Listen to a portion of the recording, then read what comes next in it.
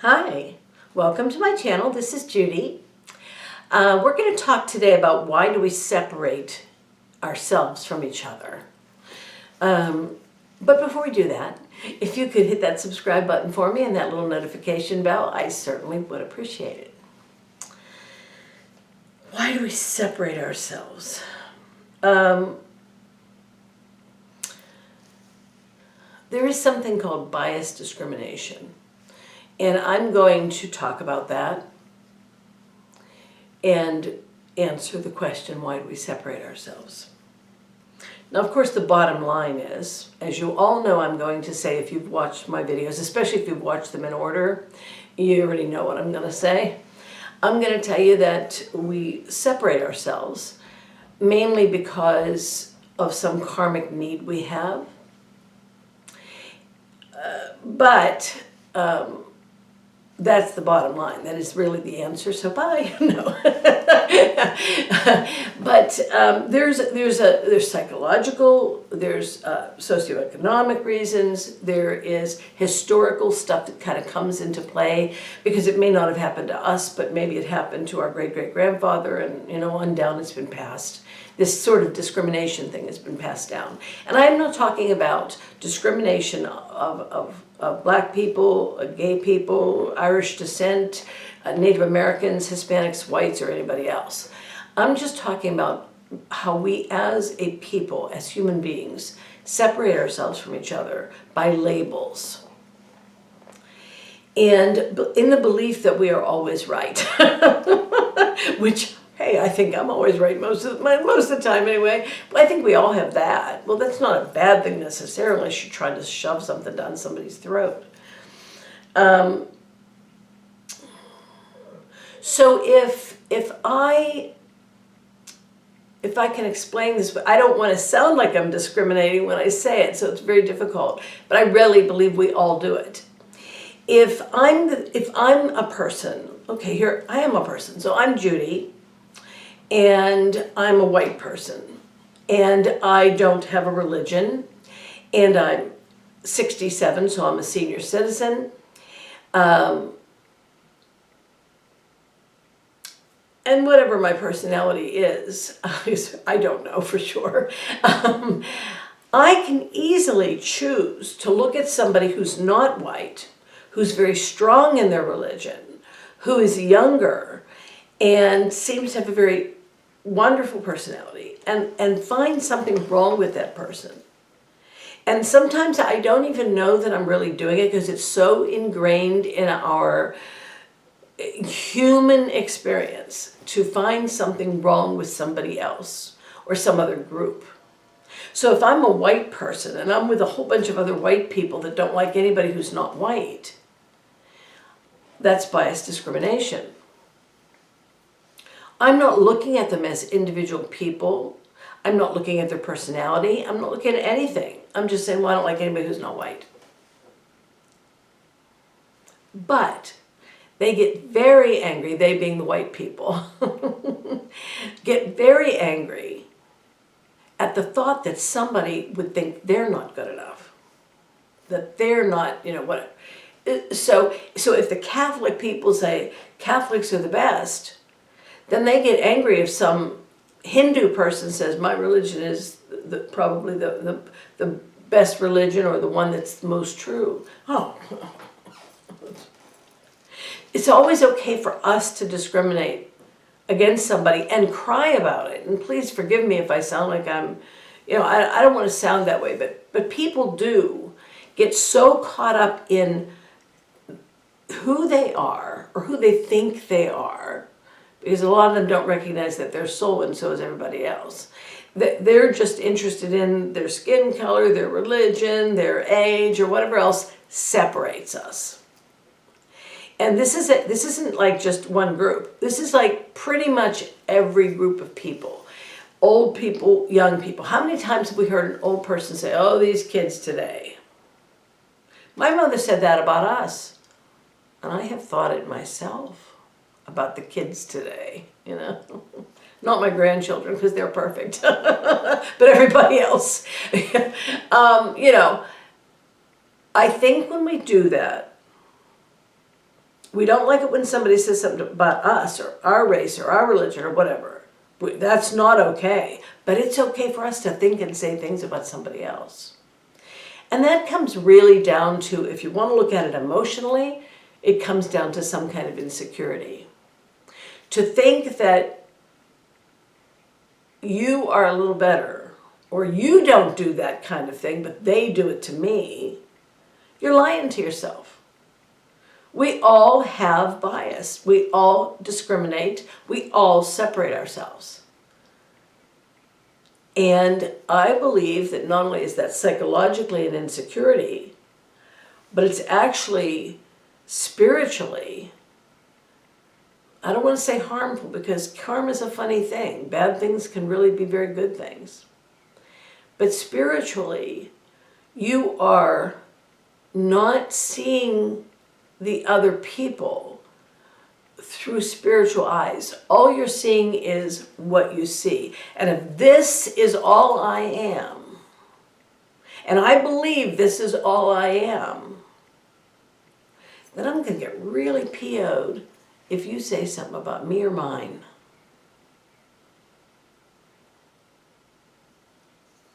If we look at each other as soul, experiencing life as it must be, all the people from China are Chinese. Are they all bad? Are they all good? Are most of them bad? Most of them good? It's not about people from China. It's about people, individual people. Who are they? And we can be polluted with our political views. Oh my gosh, this past year or two, or 3 or 4 or 5, especially in the last decade, we have seen politics turn us against each other in a way that I never thought would be possible. When you have a political leader, for instance, who really likes to separate people. If you really like that particular leader, you're going to do what you think he would do because you really like him. If you hate him, you're going to try to do just the opposite. And I don't know that either one is okay, because we're still separating ourselves. And yes, karmically, it's very important to have those feelings. Karmically, it is very important to experience both sides of that, and believe me, we all do. But in our human condition, one of the reasons we're here, even if we don't hit the eta karma that we came in for, one of our purposes here is to find what love is. To understand that we are a part of that. It's not just something that happens. You know, we go through our karmic exchanges and somehow find balance and blah, blah. There's conscious choice that has to be made. Conscious choice to not look at somebody's skin color. Conscious choice not to assume because they are from Italy, they all like pizza. Just me. Because you live in the rural areas, you're a redneck, whatever that's supposed to mean. It's really important not to label people, because that's us showing love or not. And when you don't label somebody, you give not them a chance to be themselves, because they're already themselves. You give yourself a chance to see them more clearly, to understand them better, to have empathy for their situations, whatever they may be, and to find joy in their success and their love. And that all sounds very, idealistic, I guess. But it's a beautiful ideal. Am I successful at that all the time? No, I'm not. Gotta be honest.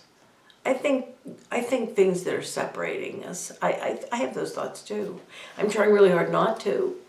And maybe that's the most we can ask from ourselves, is that we simply try not to see people in some negative way because of where they grew up, or, you know, what choices they've made, or, you know, who are we to judge that? You know, who are we? Here's the deal.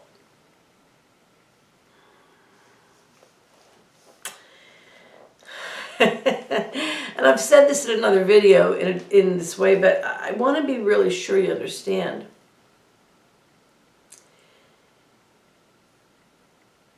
God, whatever you think it is, doesn't separate us from each other. It doesn't.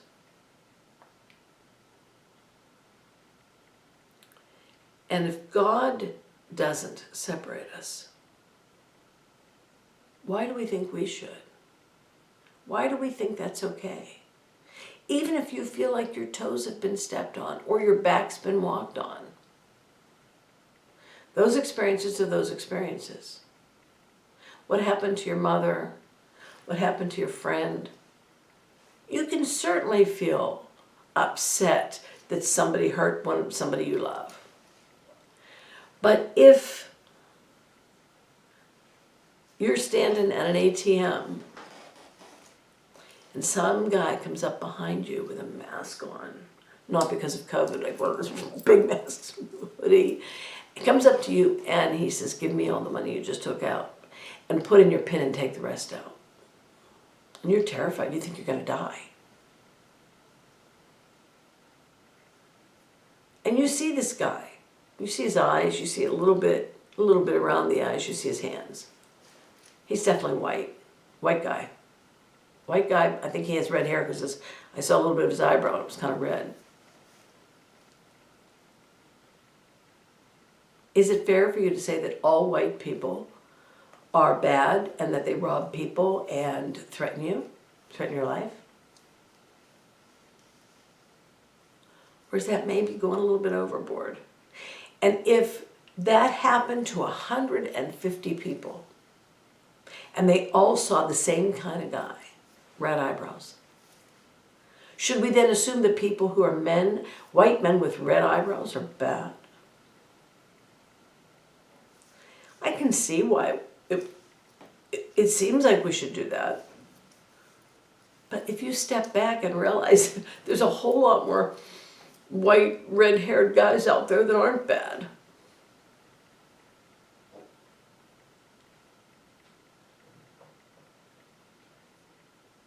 It's hard. It comes back to what you're thinking. It comes back to what you're saying. We don't need to separate ourselves. We're all different for a reason. God doesn't make those kinds of mistakes. It doesn't make any mistakes. Never. God's perfect. You know why? I've told you this too. Because it is us. All of us. All of us combined everywhere. Every soul is a tiny little spark of God. If God is the flame, we are the tiny little atoms of heat that just shine together. I mean, think of like stew.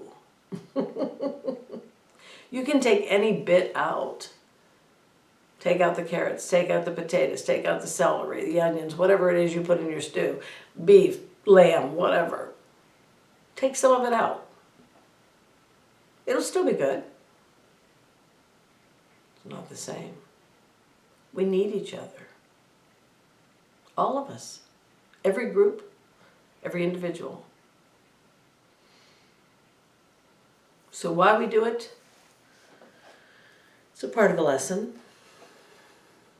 That's the part that I'm talking about. We need to learn from the lesson. Not just go, oh, well, that's what we're here to do. No. We also need to learn from what we recognize. But first we have to recognize. So think about it.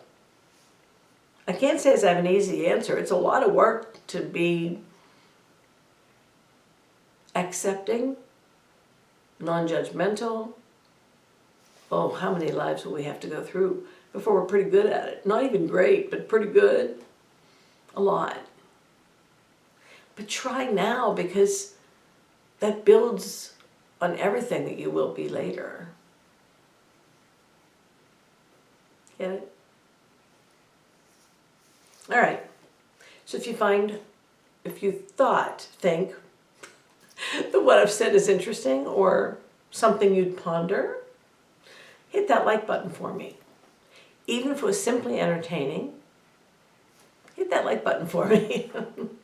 Or if you just think, this woman talks a lot and she's not very fascinating at all. I mean, I could sit here for about 3 minutes and get totally bored with her.